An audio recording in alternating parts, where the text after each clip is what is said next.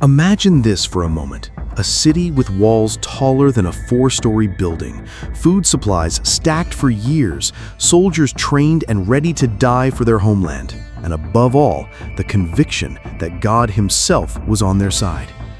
Now, how could such a fortress collapse in less than 2 years?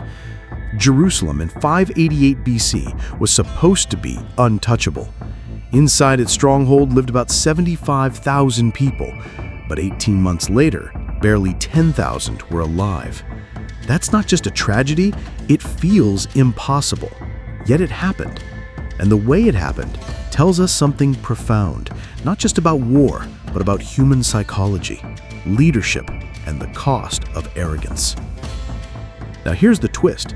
It wasn't brute force that brought Jerusalem down. It was strategy. Cold, calculated, and merciless strategy designed by one of history's most infamous conquerors, Nebuchadnezzar of Babylon. The science of destruction. See, Nebuchadnezzar wasn't like other kings who relied only on overwhelming numbers. He transformed warfare into something like a science. His army, 180,000 soldiers strong, wasn't just a mob, it was a machine of precision. Their weapons were terrifying for the time. Catapults hurling stones the size of modern refrigerators, battering rams heavier than 20 oxen, siege towers taller than today's 10-story buildings. Ancient writers compared his forces to storms, rolling down from the north with unstoppable fury. But here's what fascinates me. Nebuchadnezzar didn't simply improvise. Every move followed a playbook tested in dozens of conquered cities: Nineveh, Ashkelon, Lachish. Think about it like a sports team that practices one strategy over and over until it becomes second nature.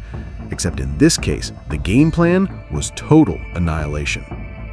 And yet, Jerusalem wasn't even a rich or powerful city compared to Babylon.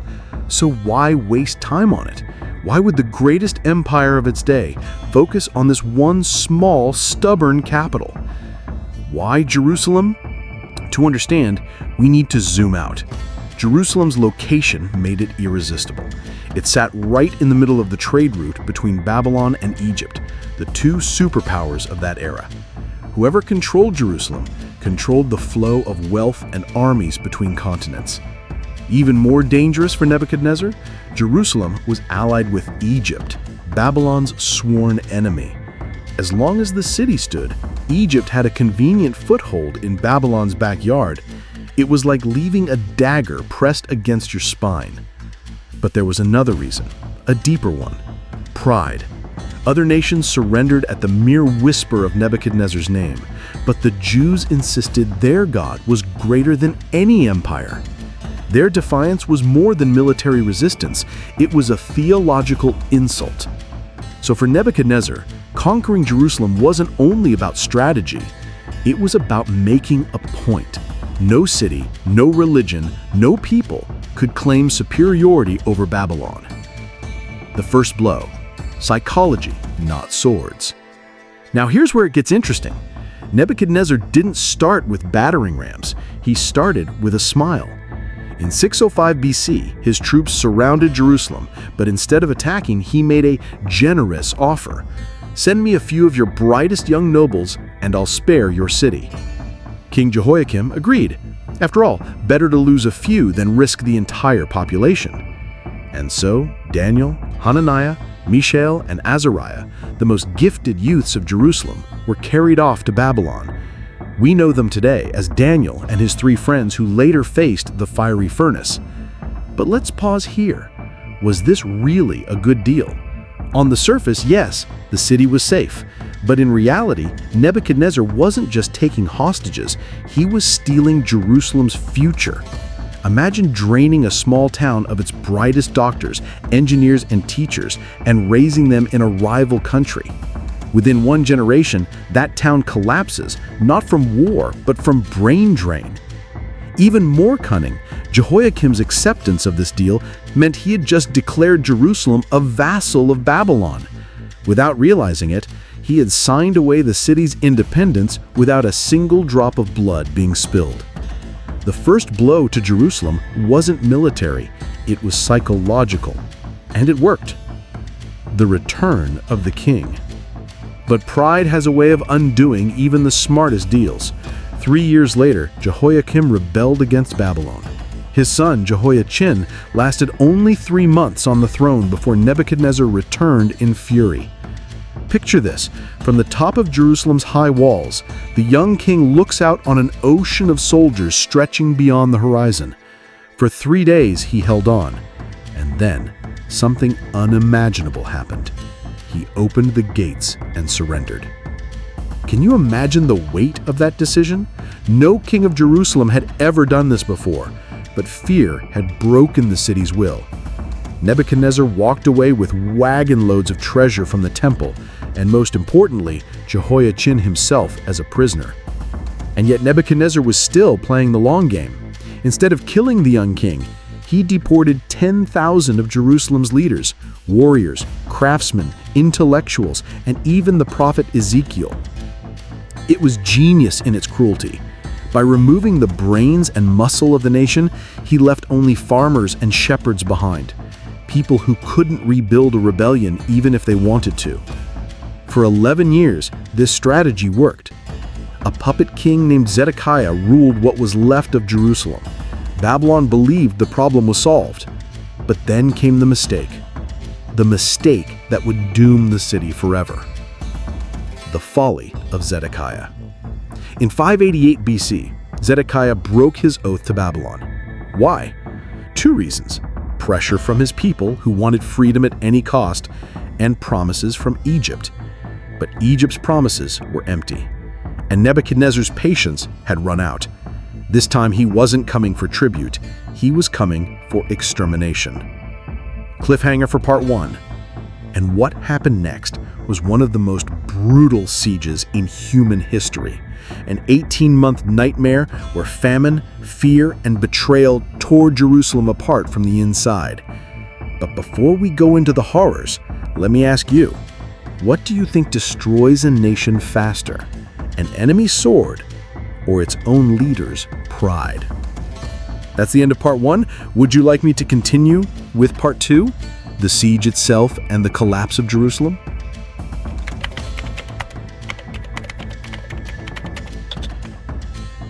If part 1 showed us the chessboard, part 2 reveals the brutal game that unfolded. By 588 BC, Nebuchadnezzar had returned with his full force, and this time, his patience was gone. Jerusalem had rebelled for the last time. The Babylonians didn't rush to break down the walls. They didn't need to. Instead, they built their own walls around the city, cutting off every road, every gate, every possible lifeline. Jerusalem was trapped in its own fortress. This was psychological warfare at its finest. The Babylonians turned Jerusalem's greatest strength, its massive walls, into a prison.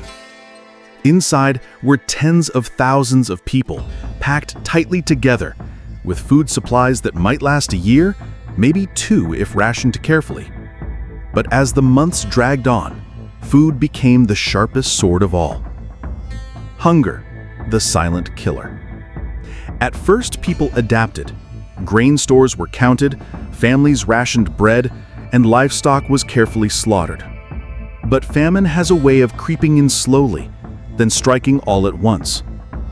Imagine a child crying at night, not because of sickness, but because their stomach was empty. Imagine parents with nothing left to give but silence. Eyewitness accounts in the Book of Lamentations describe it chillingly. Infants fainting in the streets, young men collapsing from weakness, mothers boiling their last scraps of food just to survive another day. And then came the unthinkable, stories of cannibalism. People driven so far beyond human endurance that the very boundaries of morality collapsed. Hunger doesn't just kill the body, it breaks the soul. Real story parallel, the siege of Leningrad. To grasp how devastating this was, let's jump forward 2,500 years to World War II, when Nazi forces surrounded Leningrad for 872 days. Over 1 million civilians died, not from bombs, but from hunger. Survivors later said the worst part wasn't death itself, but the slow stripping away of humanity. Neighbors stealing from each other, families collapsing under desperation. What happened in Leningrad echoes the horror of Jerusalem. Different time, same weapon: starvation. It shows us that across centuries, hunger remains the cruelest tool of war. Inside the walls, fear and betrayal. But famine wasn't the only thing rotting Jerusalem. Inside, unity crumbled. Different factions blamed each other.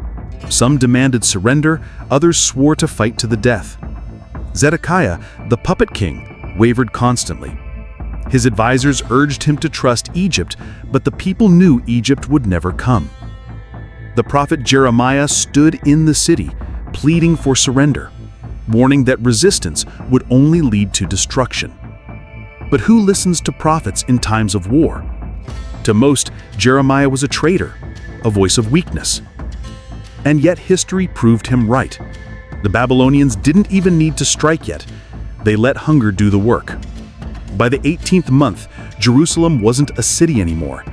It was a graveyard, waiting for burial. The breach. In July of 586 BC, it finally happened. Babylonian forces found a weak point near the northern wall, and after months of battering rams, the stones collapsed. Soldiers poured in like floodwaters. Picture the chaos. The clash of iron on stone, screams echoing through narrow streets, soldiers setting fire to homes. Zedekiah tried to flee under cover of night, but was captured near Jericho. His fate was cruel. His sons were executed before his eyes, and then he was blinded, so their deaths would be the last thing he ever saw. It was symbolic.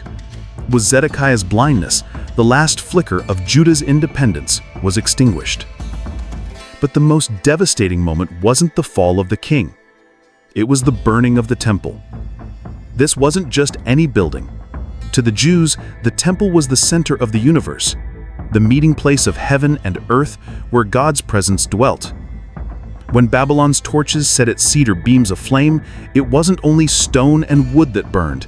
It was hope, identity, and the belief that their God would never abandon them. The smoke that rose into the sky wasn't just destruction, it was humiliation. Imagine watching your nation's greatest treasure, the place your grandparents brought sacrifices and your parents whispered prayers, turn into ash. That's what it meant for Jerusalem. Deportation. A people scattered. After the fires died, Nebuchadnezzar carried out the final part of his strategy. Tens of thousands were deported, marched in chains across the desert to Babylon. Those left behind were the poorest of the poor, farmers and laborers, people with no power to rebuild. It was the ultimate reset button. Babylon didn't just defeat Jerusalem, they erased it. Reflection. What destroyed Jerusalem? Now, let's step back. What destroyed Jerusalem wasn't just Babylon's strength. It was the combination of external pressure and internal failure. Hunger, fear, betrayal, arrogance, all of it intertwined until resistance collapsed from the inside out. And isn't that a lesson that stretches far beyond history? Nations today don't always fall because of external enemies. They collapse because of division within. Because of leaders who choose pride over wisdom, or people who refuse to listen to truth when it's uncomfortable. History whispers the same warning again and again. A wall can protect you from soldiers, but it can't protect you from yourself. Cliffhanger for part 2. But here's the paradox. Even in their darkest hour, when their temple was gone, their king humiliated, and their people scattered, the Jews didn't disappear. Somehow they adapted. Somehow they survived. And in part 3, we'll explore how exile, what looked like the end, actually became the beginning of something far greater. The reshaping of faith, identity, and destiny. That's the end of part 2. Do you want me to continue with part 3, the exile, survival, and legacy of Jerusalem's fall?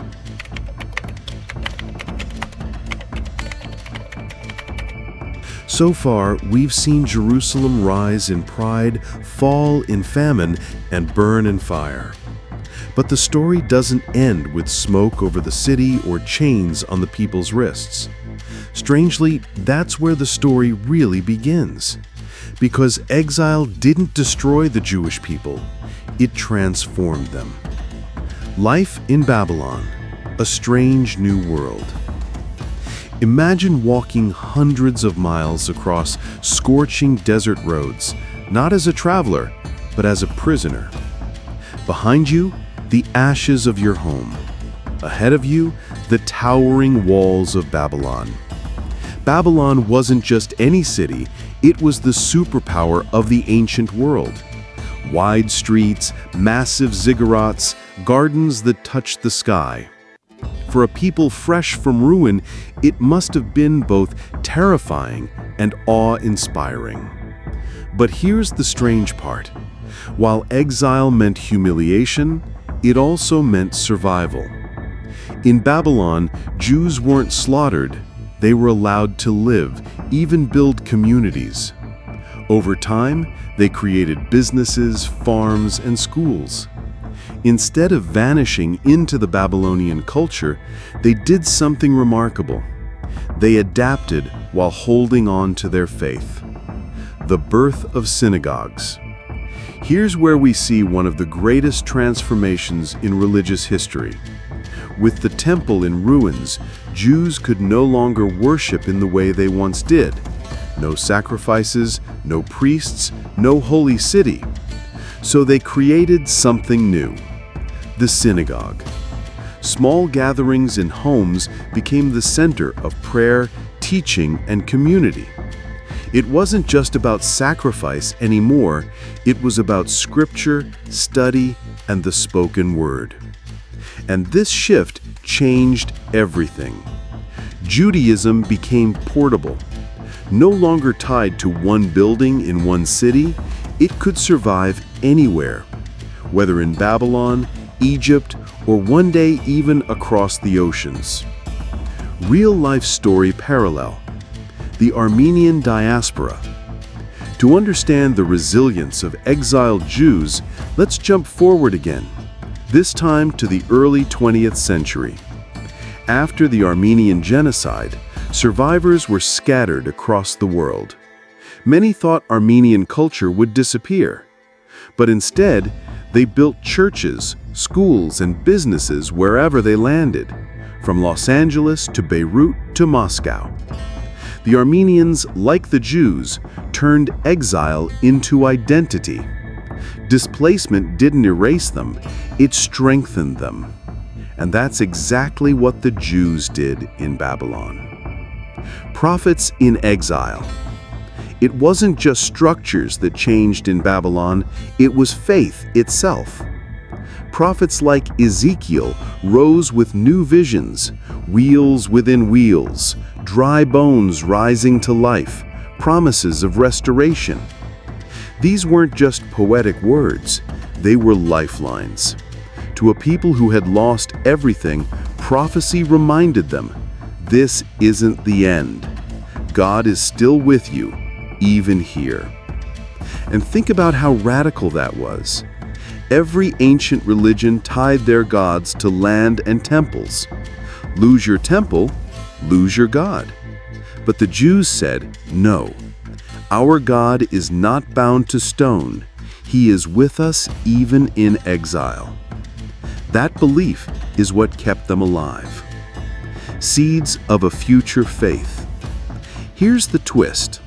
Exile didn't just preserve Judaism, it prepared the way for Christianity and even influenced Islam centuries later.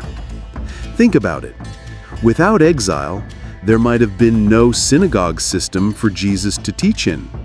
Without exile, there might have been no widespread Jewish communities for Paul to visit. Without exile, the idea of a God beyond borders might never have taken root. In other words, what looked like destruction was actually preparation. The ashes of Jerusalem became the soil for future faiths that would shape the entire world. Reflection. Strength in scattering. Now, let's step back again. What does this mean for us today? History shows us that loss, whether personal or collective, doesn't always mean the end. Sometimes it's the beginning of transformation.